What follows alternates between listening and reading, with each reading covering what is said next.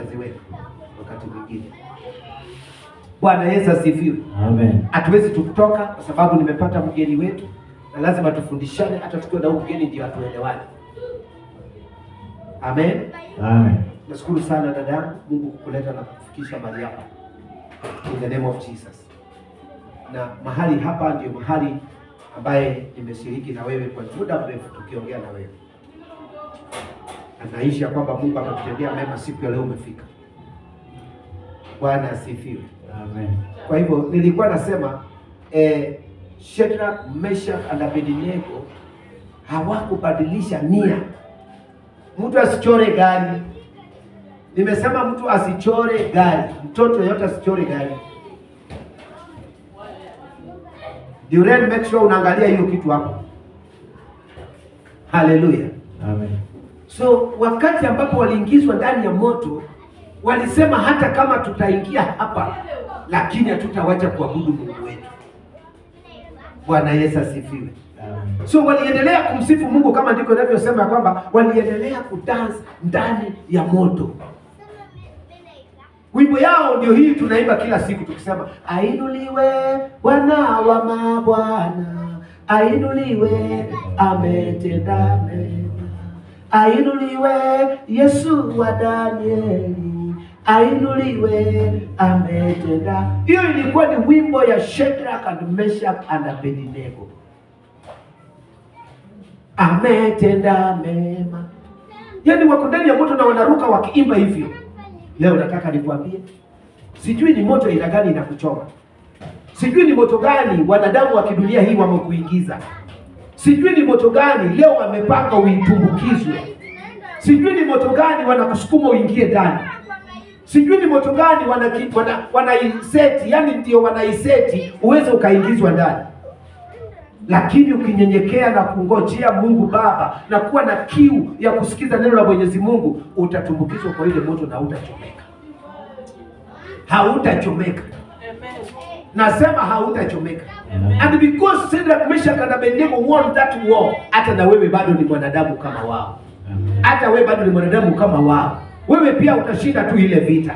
Wewe tu pia utanyanyasa ile vita na iondoke machoni pako. Walisema wewe hutaishi vizuri. Walisema ya kwamba wewe hutaoneka ukae na Bwana. Walisema ya kwamba wewe Bwana yako hata kukupenda. Walisema kwamba watoto wako hawataandamana pamoja nawe. Walisema ya kwamba wewe hata mama yako hakutaki. Walisema sijui baba yako wanasema nini juu ya maisha yako. Wacha waongee hayo yote.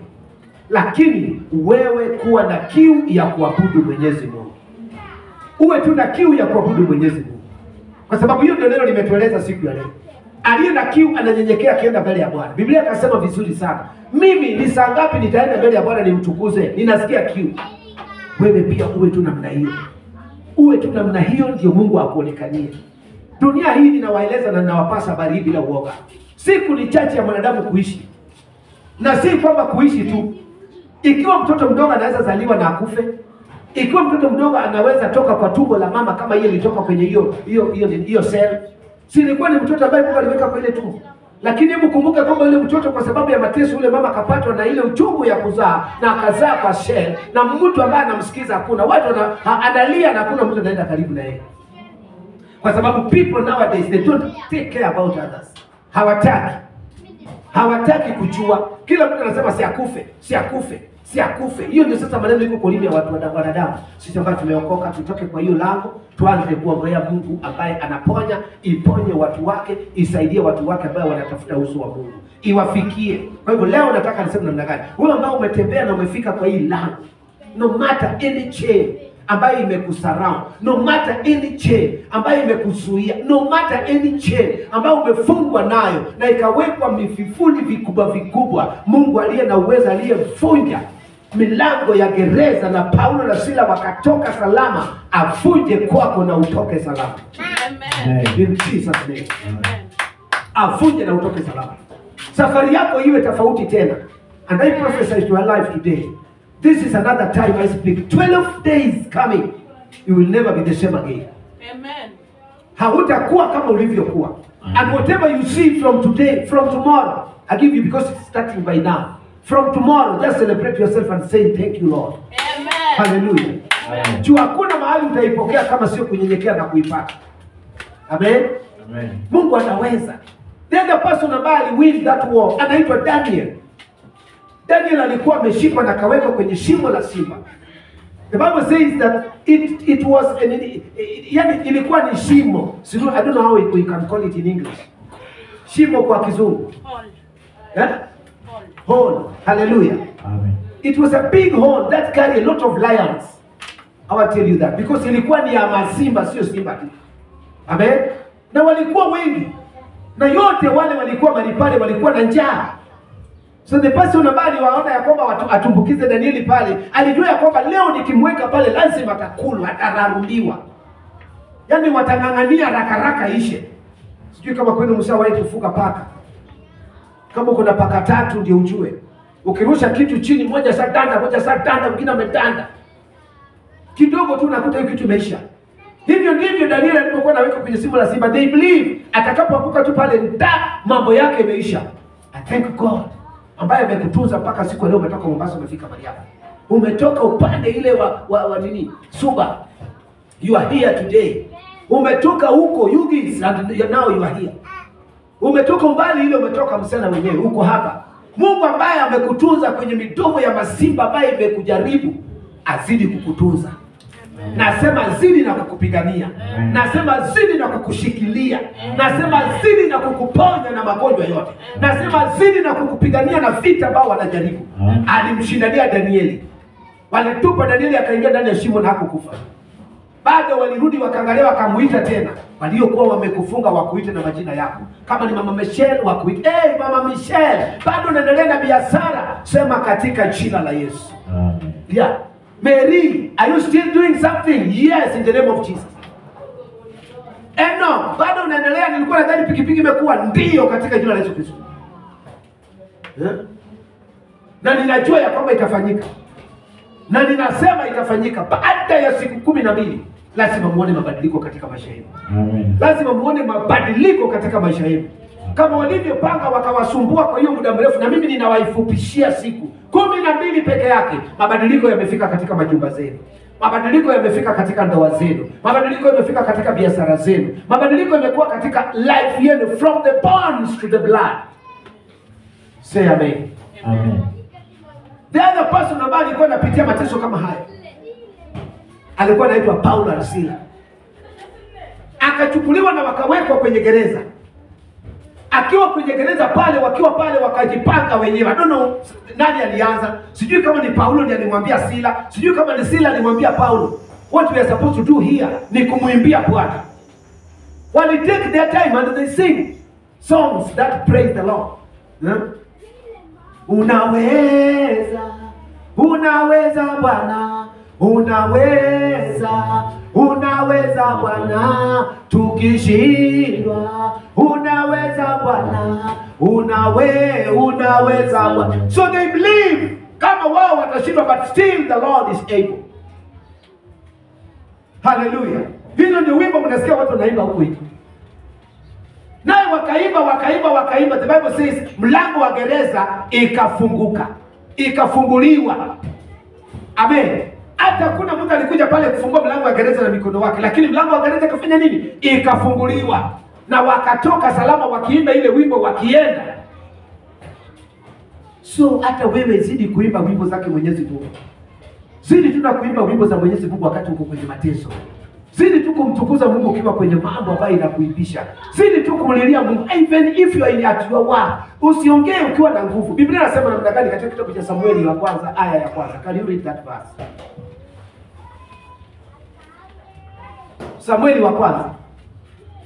Samueli wa pili aya ya kwanza. Second Samuel.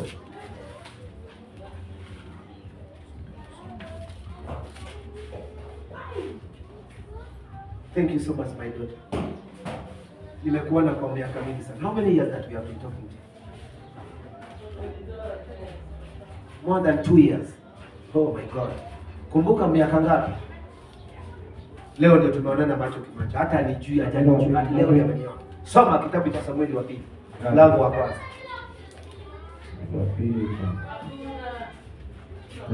Inasema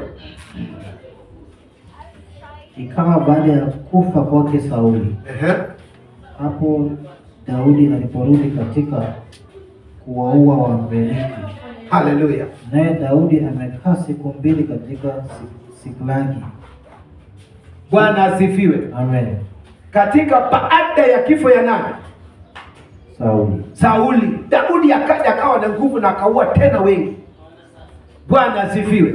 Kwa hivyo nataka nikwambie kwamba baada ya kifo ya ule mtu amekutesa kwa muda mrefu, ili ukakaa katika mateso hii, utakuja kupiga vita watu wengi ambao wanajaribu kupambana na wewe. Siseme kwamba uende ukamua na panga ndio akufe. Yaani zile mipango ambayo anapanga juu maisha yako lazima asahau. That will be death for him or for her. Praise the Lord. Hata kuwa na nguvu tena kwenda kwa waganga akupige vita. I remember my son told me here, oh prophet, and you speak it and maybe you forgot. Kiniambia kama prophet, pray for me. There's something is happening in my life. And I don't think if this is the ni kitu ya haki. You told me once a day, and I remember when I look for that verse. Hapo kwa hiyo WhatsApp. Na nikasema Mungu, kama mtoto wangu asajua kenye kinachofanyika kwake sio haki, Mungu mtendee haki akutane nayo. Amen. Because this thing happened to this guy wakati ambapo alipata kazi, hata hajafanya kazi vizuri. Inamaanisha kwamba wale wako wanataka apate kazi. Na anateseka, anapitia machungu. Na kupitia hii mambo imefanya nimemjua sana zaidi sasa. Nikajua hali alivyo. Kama kuna yatima ya kufaa kusaidiwa neno. Wenye wako hapa kwa hii church. Na mimi nasema bila uoga, this is not something that mtu hide. Una hide mpaka nini na inanuka. Give the Lord a mighty hand. Kwa hivyo lazima tujiangalie sisi wenyewe kwa wenyewe, tujue ni mzigo gani na mateso gani tunapitia. Kwa hivyo vifo ya wale watu wamekusumbua mpaka wasahau. Wakuje kwamba mahali wanachunanga madawa wakikuja kukuroga wameisahau. Mahali wanaendanga kwa waganga wakichukua miti shamba kuja kukuroga wasahau huko. Na yule mganga ambaye anawapatianga hizo madawa akufe. Ndio wakienda huko wanalemewa kupata zile madawa warudi wa kunyanyasi. Na wewe utaendelea na utapiga wengi. Manake yeye ndiye amekuzuia kwa hii muda mrefu na yeye ndiye amekufa, basi wengine ni sali. Amen. Give my Lord a mighty hand. Amen. Patia Yesu makofi mazuri. Amen. Hizi ni maneno ambapo ni ya muhimu sana. Kama unaichukua na uchukue na Mungu atakusaidia sana. Tumekaa katika hali ya utumwa. Tumekaa katika hali ya kulia kila siku. We are crying every now and then. Paka watu wanatuangalia ni kana kwamba sisi si watu tena. Lakini Mungu wetu ambaye yako nasi atusaidie na atuongoze na tuzidi kuona mkono wa Bwana kwa wakati wote. Haleluya. Hebu ruka mstari wa 8. Nani nasema? Akaniambia, nani wewe? Nikamjibu, mimi ni Mwamaleki. Akaniambia, tafadhali simama karibu nami. Ukainue. Maana shida imenipata, kwa sababu roho yangu ingali hai ndani yangu. Yes. Mimi nasema basi akasimama karibu tu hapo, usisome. Bwana asifiwe. Amen. Akaniona, akaniita karibu naye. Akaniuliza, wewe ni nani? Haleluya. Amen. Leo wanakuangalia wakiona kama umetoka sehemu ya Mombasa. Wewe kasichana kametoka sehemu kule kama Mombasa huko. Na unajua Mombasa kuna majini. Basi mambo zake haziwezi endelea vizuri, maana yeye ni kutoka kule upande wa majini. Akikuangalia wewe mjaluo, wajaluo ni watu wenye walidaniwa. Mjaluo gani anaweza kuendelea? Hawana chochote. Wakikuangalia umetoka leo, huko ni mahali watu tunapenda kula. Hawananga akili ya kufanya kazi. So wanakuangalia lakini anasema songa karibu nami sasa. Hili ni kuonyesha njia. Sasa songa karibu na Yesu akuonyeshe njia. Songa karibu na Yesu mpiganiaji akupiganie. Songa karibu na Yesu Kristo anayeondoa aibu akuondolee. Songa karibu na Yesu Kristo anayebadilisha vitu ambavyo zilikuwa pingamizi iwe rahisi kwako unapokaa karibu na Yesu Kristo. Kama uko hapa leo kanisani, jamani, useme tu amen. Amen. Na najua kwamba imetendeka. Kama imetendeka sema amen. Amen. Mimi tayari nimeipokea. Na najua ya kwamba tasiti kwenda na Yesu namna hiyo. Mwingine ambaye aliona shida kama ile anaitwa nani? Petero. Haleluya. Akaona maadui akiwa amemfanya mtu mmoja anaitwa Ainea. Ainea alikuwa amelala kitandani hasiweze. Ainea amepatwa na shida kitandani asiamuke. Ainea amelala kitandani miaka nenda rudi, jamani, mtu ni mgonjwa asiyeweza. Lakini siku moja wanadamu wengine wakasema kwamba hapana, hii lazima tumwambie Petro akuja kumwombea Ainea. Na alipoenda kumwombea Ainea, akaona Ainea kweli haanguki. Ainea amelala kitandani, amegonjeka, mwili yake imeisha. Akainama akaenda magotini, akamwambia Bwana, kama ni kumrehemu, rehemu Ainea. Naye Mungu akasikia kilio ya Petro. Ainea akarehemiwa na Mungu Baba, na akaamka na akapona. Bwana asifiwe. Wacha na wengine pia waone shida yako. Waseme nenda kanisani Mungu atakuokoa. Nenda kanisani Mungu atakuponya. Nenda kanisani Mungu atakuguza mikono. Na utakapofika kanisani ukutane mtumishi wa Mungu aliye na moyo kama Nabii Walter, nitakuombea na utaamuka na shughuli zako zitaenda mbele. Sisemi ati kwa sababu nikiomba leo haijakuwa udhani ya kwamba sijaomba. Nimeomba. Sema nimeomba. Hata kama haijatekelezwa leo, nyenyekea ukizidi kusonga mbele ya uso Bwana. Uwe na kiu ya kuja. Hata kama itakuwa dakika hii, ngoja ukiona kwamba itafika. Mungu asaitekeleza mambo yako, asasikia maombi yako. Kilichobaki sasa idhibitishwe. Kama uko hapo sema amen. Amen. Wangapi wako na imani? Bwana asifiwe. Amen. Hallelujah. Amen. Sadilia kidogo na useme amen. Amen. Glory to Jesus. Amen. Basi ni hapo ndio nilikuwa nataka tumalize saa 8. Nitakaribisha msichana wangu aweze akawazunguzia uchache, awaeleze yeye ni nani, ametoka wapi na amefika aje hapa, amejua haje hapa. Haya yote inaweza kututia moyo sisi ambaye bado tunaangalia Nabii Walter ni kama mtu ako karibu nasi. Hallelujah. Kuna wengi ambao wako mbali nami lakini wanaamini na Mungu anatenda muujiza kuhusu maisha yao. Bwana Yesu asifiwe. Amen. So this lady anaitwa atataja jina lake pekee yake nisitaje, lakini mimi najua. Amen. Si ndio? Tumpatie nafasi. Mpeni nafasi. Thank you. Karibu tunaulete mtoto kwangu. Nimshike. Hata usifunike, wajua kuna blanketi hapo. Kuja na mtoto.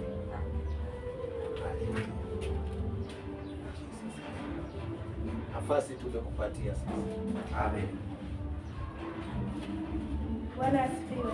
Amen. Bwana asifiwe tena. Amen. Kwa majina naitwa Josephine. Mimi ni mzaliwa wa Western. Namshukuru Mungu kwa kuwezesha siku hii ya leo nimefika mahali hapa. Si kwa nguvu zangu wala uwezo wangu, bali ni kwa nguvu zake Mwenyezi Mungu. Kama sio yeye, singelikuwa hadi siku hii ya leo. Na bali imegharimu mkono wake nikosa niko hapa na mrudishia shukrani.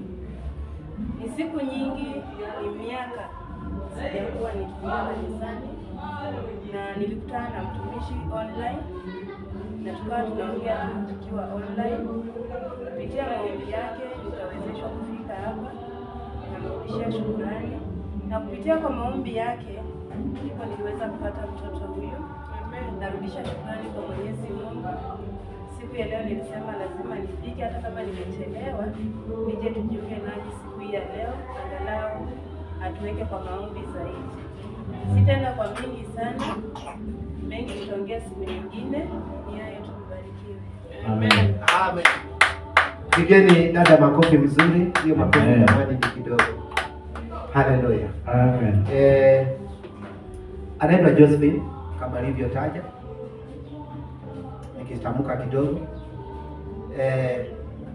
Josephine tumejuana na yeye kwa miaka mingi kama alivyosema.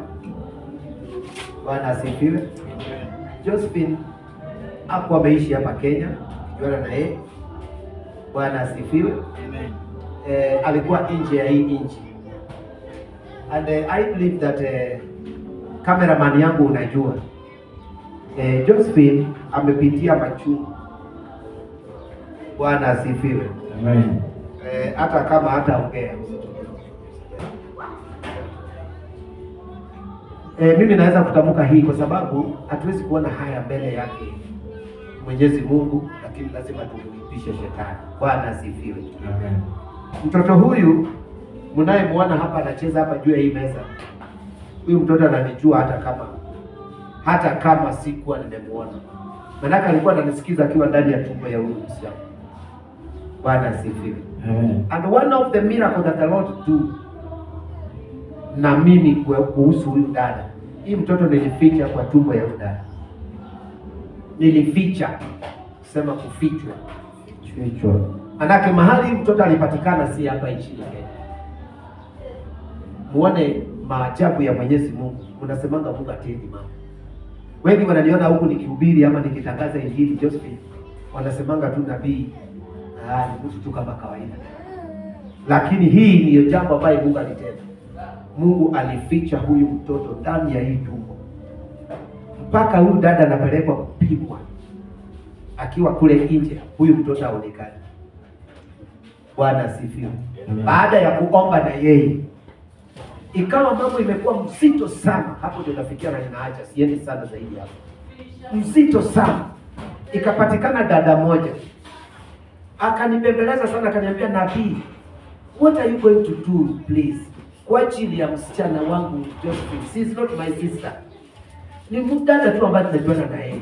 Na ile kitu imetendeka ndani yake, jamani, anaweza kufungwa huku miaka yote ama nyongo. Huyu leo silali wala siko kwa usingizi, nafikiri ni mchana ama ninaota. Pengine nikiota mnisaidie. Bwana asifiwe. Amen. Utafanya nini ndio huyu dada mambo yake ikuwe haraka na isijulikane? Bwana Yesu asifiwe. Amen. Nikamwambia dada, wacha tuombe, lakini kuomba utafanya 1 2 3 things. Na kamwambia mwambie Josephine afanye hivi na hivi na hivi. By that time Josephine hakuwa na anything. Sasa hiyo amenyang'anywa pesa zake zote. Wengi mnasemanga mnataka kwenda ng'ambo, mnataka kwenda ng'ambo, mnataka kwenda ng'ambo, mnataka kwenda kufanya kazi ng'ambo. Huyo dada ako na ushuhuda, mshika leo. Mtu yeyote ambaye anajua akitaka kwenda ng'ambo apate kutoka kwa miaka yake yote. Amenyang'anywa kila kitu. Kila kitu. Hana mpaka inafika mtu ya asimame na yeye afike hapo. Bwana asifiwe. Sasa hiyo mtoto ndio huyo amekuwa mkubwa kwa dunia yake. Ikijulikana tu uko mambo imeisha. Praise the Lord. Amen. Mnasikia hii mambo vizuri. Hii ni ushuhuda na si mchezo. Inapasa tumwabudu Mungu na haki. Inapasa tusimame na Mungu kwa dhati. Huyu si dada yangu, umesikia umetoka Western. Mimi Mjaluo. Hakuna mahali tulipanga na yeye akuja Danganyani hapa. Ati mimi kia Danganyani, lakini ninachojua kuna dada pia ambaye siku moja atakuja na katoa ushuhuda yake kuliko mimi. Bwana Yesu asifiwe. Pia ako huko nje. Ndugu dada ambaye uko hapa, huyu msichana alifichwa mpaka mambo yakawa, akafika saa akaniambia Prophet Walter, sasa wamezuia kitu kinaitwa passport. Na sasa sijui ni nani atakaye kuja, na waliruhusu nitoke hapa nikuje tu Kenya. Hata kama takuja tu na nguo moja, nabii niombe tu nikuje. Bwana Yesu asifiwe. Amen. Ilikuwa chungu na nzito. Siku hiyo tukaomba na Josephine. Siku ya pili Josephine akaniandikia kwa WhatsApp yangu, akaniambia Prophet, wamekubali nikuje. Niliinua mikono hivi nikiwa kwa mlima, nikasema haleluya. Amen. Wacha Mungu sana kuje. Sasa hiyo mtoto yangu baada ya mzaliwa. Bwana asifiwe. Na akaja nayo na akazaa hapo. Siku ya kwenda kuzaa hii mtoto ilikuwa ni taabu. Taabu ile semeki. Ninyi wengine pengine mnaingia tu kuzaa na mtoto ametoka pia. Huyu alifungwa na kafungwa na kafungwa. Tuliomba na Josephine, leo ninaona mtoto. Shuhuda inamalizia hapo. Amen. Mengi siku moja atawaeleza na ulimi hapo. Kenya alipitia akiwa nje mahali pake pa kazi. Kwa hivyo siseme leo nataka enda ng'ambo kama hujaomba Mungu usimame na Mungu. Ukidhani ya kwamba mambo tu ni rahisi. Sisemi ya kwamba hakuwa naomba, lakini umesikia he has taken so many years kuingia kwa kanisa. Huko alikuweko hakuna church.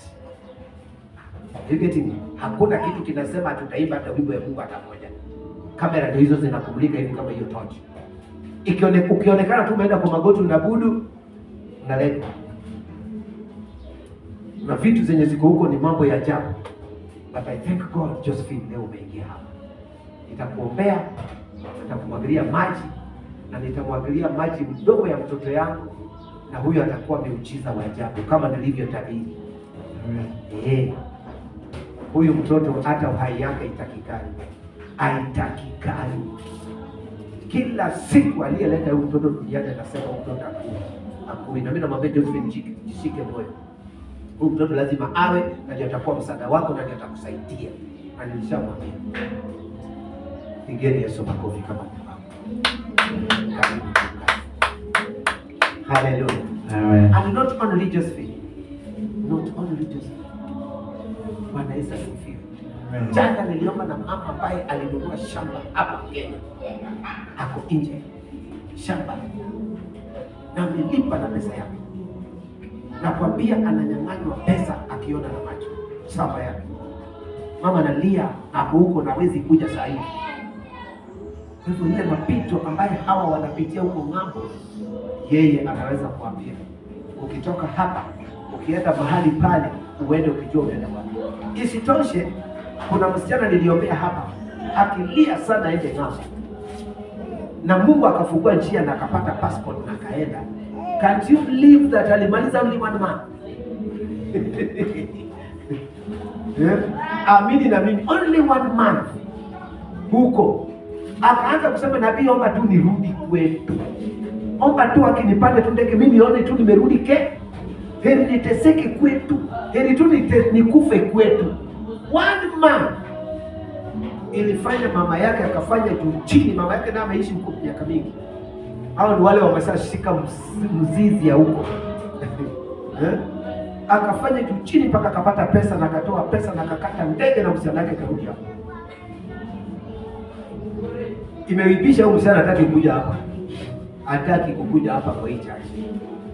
Akikumbuka venye nilimuombea na akaenda nako na akalia tena nikamwombea karudi hapa, anaona kama kukuja hapa yaani anaona ni aibu. She is in Nairobi now. Juzi mama yake akaniambia nimtafute nini. Nimwambia tu akuje church siogope. Bwana Yesu asifiwe. Kwa hivyo mkiwa mahali hapa wadugu na madada, jamani tutumikie Mungu. Tumuite Mungu. Usione yako ukasema yako ni kali. Usione. Huyu msichana venye namuona hapa, I don't want to talk now. Wacha tujiache. Bwana Yesu asifiwe. Amen. So sometimes nikiomba, nikifanya zile vitu, nikiomba na watu wanasema hapa pengine anajifanya tu kwa sababu anaomba na kuna. Mimi huomba na watu kabisa in WhatsApp na ninaona mabadiliko ya Mwenyezi Mungu. And many of these ladies wamenisimamia hapa. Hiyo ndio saa zingine unaonanga najisifu hapa nikisema kwamba hata kama mtu hataniletea kitu hapa, Mungu anajua atanilisha. Wengi ambaye nimesimama na wao wananilisha, wananunulia mkate na kunywa chai. Wanalipia hii church. Amen. Na sioni aibu kusema kwamba hii carpet tunaona hii ni mkono ya mtu ako nje. Siwezi ona aibu kusema hizi makati tunaona hapa ni mkono ya mtu ako nje, si hapa Kenya. Siwezi ona aibu kusema hizi microphone natumia. My cameraman, you know. Amen. Na hizi maspika zinaongea ni mtu wako nje, si hapa Kenya. Bwana asifiwe. Amen. Unafikiri Mungu hawezi kumfikia na kumsaidia? Inamfikia na inamsaidia. Yes. And they believe na kwamba nabii akisema hiyo kitu inakuwa na inakuwa hivyo venye nimesema. Kwa hivyo kama hutaki kunyenyekea hapo, upokee kile Mungu amenipa, ukifikiria kwamba sina, basi wengine watanyakua na unabaki tu, which is very wrong. Mungu awabariki. Amen. Nataka kuombea hii mtoto.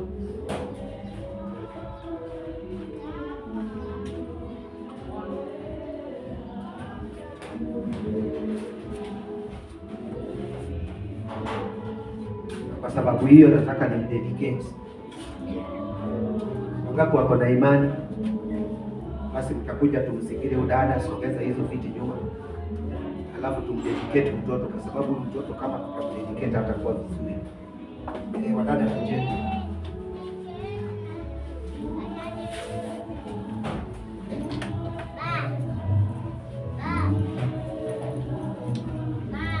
Mtu asicheze na gari.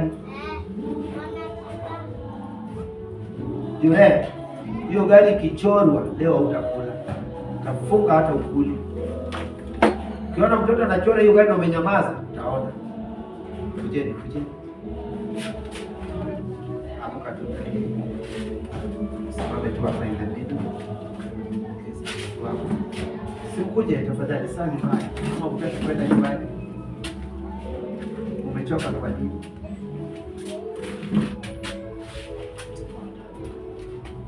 Asante Yesu. kuja na hapa. Simama hapo. Tunataka kuomba, wakati tunaomba unamuulize dada. Mshikilie, yani mwekeni mkono wako. Shika tena mkono kama hiyo. We pray, if we not, our prayer will not be. Baba, katika jina la Yesu Kristo, tunakabidhi Josephine mikononi mwako. Jehova ametamka kwa ulimi yake ya kwamba kwa muda wake mrefu hajakuwa kanisani. Leo kwa sababu ya wale wote wamekuwa kanisani Baba, kwa upako ambao umewapaka nayo, nguvu ambayo umewapa, tumeweka mikono yetu kwa ajili yake Baba, ili tumuondolee aibu na adui na laana ambayo ingeweza kumwandama. Liwe imemfuata kutoka mahali alikuwa anafanya kazi kule nje, hiyo laana tunaamuru yapate kushinda. Liwe kuna mtu amepanga mipango ya kumharibu Josephine ili maisha yake siwe vizuri, tunang'oa hizo spirit, tunamrudishia aliyemwekea. Baba, dakika hii tunamkabidhi mikononi mwako Bwana, tunapomshika kama neno linavyosema, tuungane pamoja na tushike mtu na mikono wetu, ili tuweze tukamuondolea aibu na adui na laana na mapepo ya laana zote.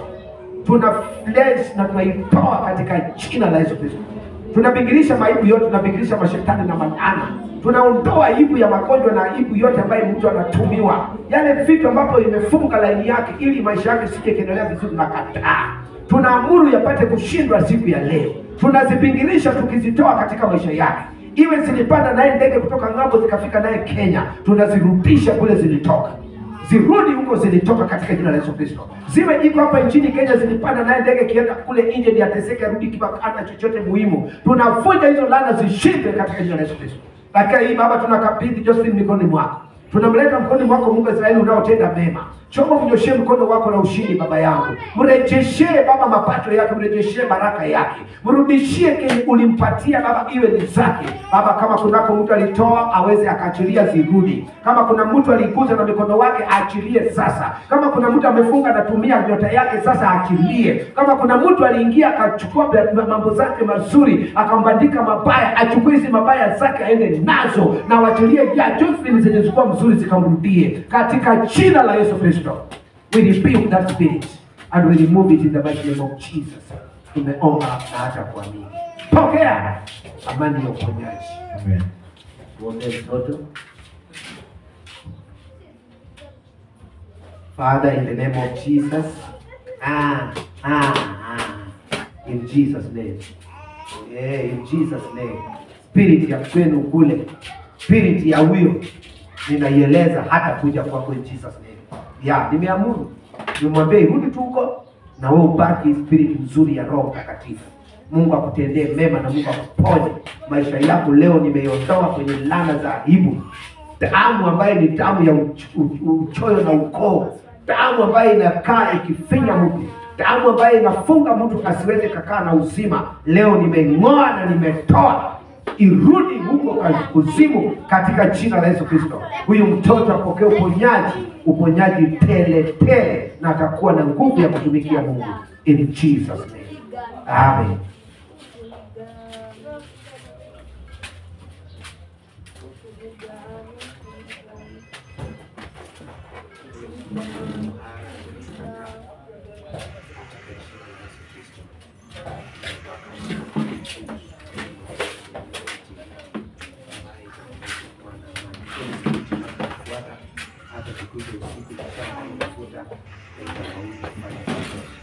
Mtoto huyu amepona na amepona na amepona. Hata ukisikia maneno kutoka kwa yule mtu anaongea, hapo usijibisane na yeye, achana na yeye. Aongee zake umesahau. Fika kwake kwangu huyu mtoto amepona maisha yake. Amepona spiritually.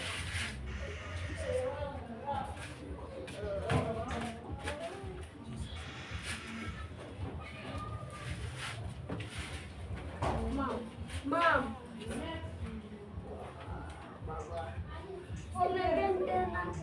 Bwana Yesu asifiwe. Basi mahali tumefika ni muhimu katika jina la Yesu Kristo.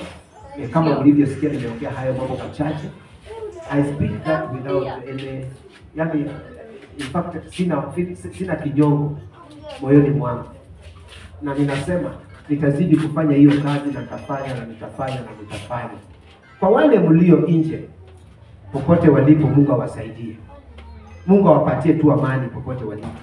Maana najua kwamba kuna mambo ambayo inafanyika kule nje nao walemea. Lakini Mungu wangu ambaye naomba hapa iwafikie. Kuna dada aliniuliza sana kuhusu habari ya ndugu ambaye wanafaa kuishi naye. Popote ulipo nakwambia huyo mtu ni wako na hakuna mtu anatoa mkononi mwako. Hata wale wanajaribu kufanya hivi, Mungu anawatoa katika jina la Yesu Kristo. Mwingine alinituma kwa maombi nimwombee mtoto wake ambaye ako na shida, amebadilika akili. Nimeomba na nilikuwa Mlimani Thursday. Mungu alinifunulia kwamba anarejesha mtoto, hata kama ule mtoto alikuwa na udhaifu sana. Mungu anaenda kumrejesha awe na amani na ataonekana kwa njia nzuri. Kuna mwingine alinituma niweze nikamuombea kwa sababu ya kazi, mahali anapofanya kazi mishahara inachelewa. Mungu anatenda muujiza kwa mishahara yake. Mwingine akanituma pia nimuombee kwa sababu mahali anapofanya kazi kuna jambo lilitokea mpaka sasa kazi analemewa afanye wapi. Mungu anakufungulia milango pia. I prophesy to your life now. May the Lord bless you again and help you. Wewe ambaye unaona unauna kazi, wewe ambaye unaona ndoa yako inataka kuharibiwa, wewe ambaye unaona nyumba yako haiendi vizuri, watoto wako wasomi vizuri wakiwa hapa Kenya, I prophesy, may the Lord open another door for your life. From today, after 12 days, you are going to receive what you want in the name of Jesus. Mungu ameachilia hiyo nguvu na ikufikie in the name of Jesus. Hapa ndio tunaabudu na hapa ndio tunahubiri. Usione mwenzako ambaye anapitia mateso ukanyamaza. Nimeongea hapa. Kuna dada alikuwa nje na akasaidia dada mwenzia akiwa nje. Na akafika na tukaomba na yeye na Mungu akamsaidia. Hata na wewe mahali ulipo huko, mtu anayeweza kuwa na shida na unayaona, don't listen please. Can you take your action? Mfikie, mlete katika mkono wa Nabii Walter ambaye kuna Yesu Kristo. Na Mungu anaenda kumuongoza na Mungu anaenda kumpa amani. Mabadiliko lazima waone katika jina la Yesu Kristo. And all in all, ninawaombea nyinyi wote mlio nje. Uwe Iraq, uwe Saudia, uwe upande wa Jordan, ama uwe upande wa Iran. Ninatuma hii maombi. Uwe Amerika, uwe upande wa Israel. Natuma hii maombi. Nyinyi wote mliotoka Kenya, kuna maspirit ambayo iliwaandama mkienda nje. And that spirit, the Lord speak to me. Akaniambia kwamba niweze nikaikata mkia. Nikiwa huko Kenya ninaikata hiyo mkia ya hiyo spirit. Haitakuwa na nguvu. Haitakuwa na nguvu kwa maisha yenu katika jina la Yesu Kristo. Wengi wenu mmekoniwa. Mmenyang'anywa pesa, mmenyang'anywa vitu vingi. Lakini mpaka leo mnashinda. Wengine mmetuma pesa mingi, 200,000, 300,000, 100,000. Unatumia mtu lakini anakuja na sifa simu yake. Ninasema wale wenye mmekoniwa, Mungu awarudishie kilichopotea mikononi mwenu maradufu. Mpate mengine mpaka msahau na zile mlikoniwa. Kama ni nguvu zako zilipunguka katika hali ya kufanya kazi, akuongeze nguvu tena, ufanye kazi tena na upate mahali pa kulipwa vizuri na upokee mshahara vizuri. Mungu awaongoze. That is my prophecy katika maisha yenu in Jesus name. Kama uko na jamii huko Kenya na wako na shida, usisahau kutuma ujumbe wako kwa WhatsApp ya Prophet Walter. Nitazidi kuiomba, nitazidi kwenda mlimani kama kawaida Thursday in the wilderness. Nikiomba Mungu, nikililia Mungu kwa ajili yenu. Ukifanya hivyo mambo itakuwa mazuri. Nina imani na mkumbuke ya kwamba niko hapa kwa ajili yenu katika jina la Yesu. Na mbarikiwe in the name of Jesus. Shalom. May the Lord bless you in Jesus name. Amen. Bwana asifiwe. Amen. Basi tukiwa mahala hapa sisi ambaye tumebaki hapa, imefika saa tumemaliza huduma wa siku ya leo. Kwa sababu siku anataka nifike saa hii, nimefika saa hii kwa sababu ya Sister Josephine. Mungu kumbe alikuwa na sababu afike apate nikiwa ninaendelea na huduma. Ilikuwa kidogo tumalize saa 7 Sister Josephine, but the Lord alikuwa na sababu ifike saa hii. And now you know the church. Nataka tu kuombe kwa unyenyekevu. Follow up coming here. Immediately Mungu amekujalia unapata kafedha kidogo because unatoka mbali. Mungu sana ametoka mbali. Anatoka Imara Daima. Wangapi wanajua Imara Daima mahali iko? Thank you. Sasa hivi kumbuka kutoka Imara Daima mpaka hapa ina cost, sio pesa kidogo. Amen. Kwa sababu nasema Mungu ataenda kukufungulia lango na utakuwa ukipata pesa ya kufika hapa, ukiendelea na maombi na wewe. Tukikanyaga hizo spirits pole pole mpaka zitaisha kabisa katika maisha yako. In Jesus name. Basi tuweze tukapeana sadaka kwa kila mmoja ambaye ako na zaka yake. Na Mungu atakubariki. Kama huna, Mungu atakubariki. If you want bahasha iko hapa. Mtu yote ambaye anataka bahasha naweza nikakupatia. Kama utaona ni vyema kwako kuja na kuleta sadaka siku hiyo unataka. Nani anataka bahasha? Kama unataka bahasha just come. Take it. Thank you, Jesus. Mwingine?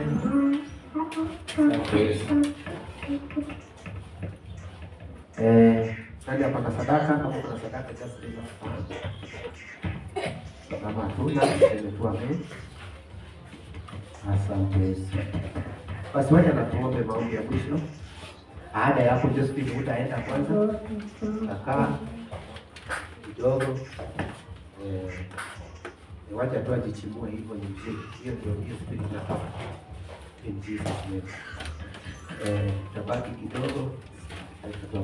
Kwa Biblia.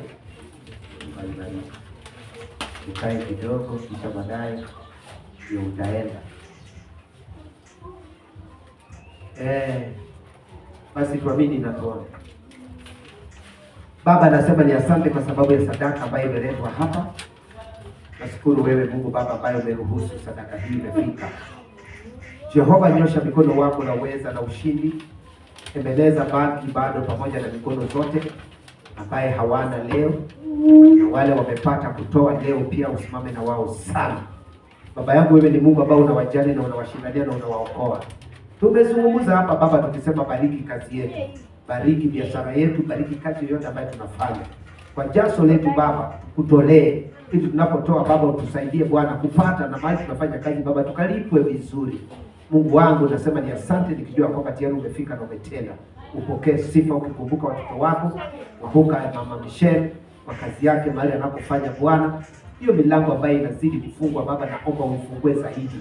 Kile chochote ambapo kimemfuata kwa hiyo kazi wakati ambapo amejiandaa kutolea sadaka yake Baba, nyosha mikono wako na ukakuze hiyo kazi. Uipatie hiyo kazi nafasi ya watu kuiona. Rabi, hapana mtu anaweza kubarikiwa pasipo miguu kutembea kuelekea mahali alipo. Miguu ya watu wako wakikuja mahali mtu hapo anapokea baraka. Ninamkabidhi mikononi mwako Mungu wangu. Badilisha wale wote ambapo wako katika ile area ya Kidurai, wanapoiona nguo ambayo dada huyu anauza, wanapoona biashara yake ikisimama pale, waende pale Baba na wasije wakiguza bali wanunue. Ili na yeye Baba apate namna ya kulisha watoto wake na kubeba sadaka yake tukija naye kwa mlango yako. Jehova ukatende na ukafanye kwa miujiza. Kumbuka ndugu yangu Eno, mahali ambapo mwili yake inamuuma imemsumbua kwa hii muda. Baba uzidi ukamponya kwa sababu akiwa mahala hapa pasipo kufanya kazi, Yesu hana kitu anaweza kusoma naye machoni pako, bali muangalie kama sadaka takatifu mwili ambao ameleta mbele yako. Angalia dada yangu Mary mahali hapa Mungu Ibrahimu kama alivyofika mahali hapa Baba, muongoze Baba katika kazi anapofanya Baba, biashara yake ambayo anafanya Baba, mumpatie moyo wa kujua na kutoa machoni pako, apokee ili akupatie. Jehova anayefanya kazi kwa jasho lake Baba, ulisema kama nakalete kwa mikono wako machoni pako na utanyosha mikono wa kumsaidia. Nimeona mtoto wako Josephine amefika pia na sadaka lake mkono wake Baba, kama alivyofika mahali hapa Bwana, wacha awe mtoto wa hii nyumba kama tulivyokuwa tunaongozana na yeye miaka yote miwili. Baba utende maujiza mahali hapa, azidi kuona mwangaza, apate namna ya kufika kwa biashara yake ambayo anafanya. Aliniambia alifungua biashara kadogo ya kuuza melon. Baba naomba ukanyoshe mkono wako kwa hiyo melon. Kila mmoja atakayeona hizo melon akizibeba Bwana, wacha zinunuliwe, wacha zinunuliwe kabisa, apate namna ya kulisha mtoto wake na apate namna ya kukutolea Mungu wangu, na apate namna ya kunyenyekea miguuni mwako anapotoka mbali ile kufika hapa. Inahitaji awe na pesa Jehova. Nasema Bwana ukatende kwa maujiza wako. Hata nami nabii nikiwa machoni pako mahali hapa Ebeneza, naomba unisaidie katika kazi ambapo ninapofanya ya kuombea watu wako, watoto wako ambao wamekwama kwa laana na magonjwa na shida. Nisifike pale Baba nikaibika. Mungu wangu, kwa kuwa ulisema unahitaji kuibika wewe Mungu, usinitume mahali naenda kuibika, bali ukashinde vita na mtu akaone uponyaji kupitia nguvu lako Jehova. Nasema ni asante Baba kupitia haya wakati kama huu tunapoomba kwa ajili ya wale wote ambao wako kufika. Ninatuma maombi kwa maisha yao popote walipo. Kumbuka mtoto wako Mary ambaye hakukuja leo, Mary Afya. Kumbuka mtoto wako Jacinta. Kumbuka mtoto wako yule mwingine ambaye tulikuwa naye kijana na kufika leo. Kumbuka na wale wadada ambaye tulikuwa nayo kama kina Wamboi. Kumbuka hao mahali walipo Jehova, hata kama wakufika leo waliniahidi ya kwamba watafika. Kumbuka hata na bwana yake Yesu Kristo. Kumbuka ndugu Refenu. Kumbuka na bibi yake popote walipo Jehova. Nyoshe mikono wako na uweza ili wakumbuke lango lako na wazidi kuja tena mara nyingine. Asante Baba kwa kutenda. Asante kwa kusikia na asante kwa kunyosha mikono wako. Nyosha kwa wale wote ambao wako nchi za nje Baba, ambao tunawaombea wakiwa diaspora Ebeneza. Nyosha mikono wako Baba. Kuna wengi ambao tumesimama na wao Mungu wa Ibrahimu wakiniomba maombi kutoka kwangu. Yeye anasema wakuze na wasaidie kila kilio ya moja kila mmoja. Yesu fika na ukajibu maombi yao. Dunia mzima tunaweka mikono mwako. Uweze kujidhihirisha na kutenda maujiza juu ya maisha ya kila mmoja. Baba anasema ni asante kwa kuwa Bwana umenifunulia kwamba kutakuwa na matatizo katika nchi ya Kenya. Jambo inaenda kuharibu watoto wa watu na wanaenda kupotea watoto wa watu. Baba naomba hii jambo uizuie kama ulivyonifunulia Mungu wangu. Ninakulilia na kupiga magotini mwangu Baba, nikisema Baba nikuangalie uso ili usikie tu Baba kilio yangu na usikie hiyo spirit which is bad. Oh my God, remove it in this nation Kenya in the mighty name of Jesus. Wacha watu waishi na amani, wacha watu waone mwangaza wako. Ingia hiyo Abadea ambao umeongea kuhusu Bwana, ingia hiyo Karura Forest ambao umeongea Bwana, ingia nchini Kenya Baba, leta uhusiano bora kati ya watu wanapoishi hapa Baba. Ondoa hii mwagikaji wa damu, ondoa Baba hii laana ya kutoelewana na kutosikika. Au Mungu wangu, nyosha mikono wako tukiwa hapa katika real power. Ninatuma hiyo maombi wafikie Bwana na iwabadilishe akili au viongozi wote ambao wanakaa wakizozana wakiamua vitu vibaya kati ya wananchi yao Baba. Nasema Bwana uitamalaki na uingie na utende mahali hapa pa kuabudu Baba. Wacha wewe ukatumike Bwana, wacha wewe mwenyewe ukaingie Baba, wacha wewe mwenyewe ukafanya maujiza wako, wacha wewe mwenyewe ukandamane na watoto wako wanapoondoka wakielekea makwao kule walikotoka Baba. Tembea na wao, fika na wao, wabadilishie maisha Mungu wangu. Waishi watu ambao wanakuona wakati wote wakinyenyekea, wakizidi na kukuja machoni pako kama ndiko ulivyotufunulia mara ya kwanza ya kwamba tunyenyekee tukitafuta uso wa Mungu. Tuwe na kiu ya kukuabudu Mungu Baba. Wape watoto wako kiu, wape Baba wapate kiu ya kusogea karibu nawe Baba katika your presence, O King of Glory.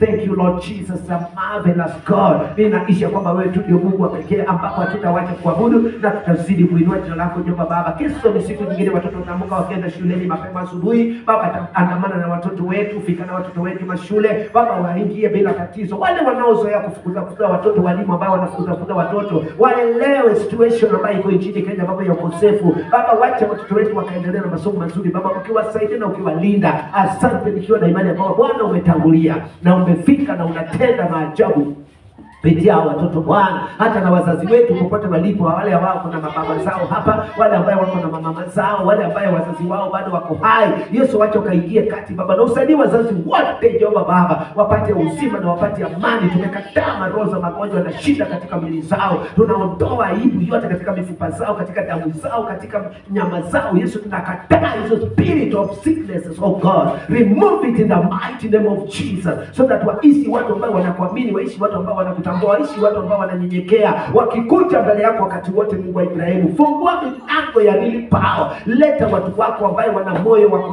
kusikana pamoja, watu ambao wako na moyo wa kuabudu pamoja, watu ambao wanaitamani kukaa katika hili kanisa kama lango lao. Yesu walete na wazidi tukiendelea kuabudu Jehova Baba. Asante Baba kwa matendo mazuri wiki hii. Asante Baba hata tunapomaliza huduma. Asante Baba hata tunapoelekea makwetu. Asante Baba utakuwa pamoja nasi na tutazidi kukuabudu. Ninakabidhi hata ule kijana aliyemuombea Baba akiwa kule Mkomba ile upande wa Kikuyuni, kama ulivyomponya ukamtoa kitandani baada ya miaka 8. Zidi naye kuangalia wengine ambapo kuna magonjwa kwenye hospitali kila kona nchini Kenya. Waponye Baba na wapate amani katika maisha yao. Nasema ni asante Baba unaotenda mema Jehova. Jina lako litatukuzwa, jina lako litabarikiwa milele na milele. Kwa ajili ushatenda, pokea sifa na utukufu Mungu wa amani. Katika jina la Yesu Kristo Baba tumeomba na hata kuamini.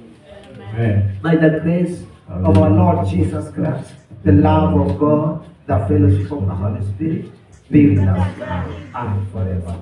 Amen. Amani ya Bwana iwe nanyi katika jina la Yesu.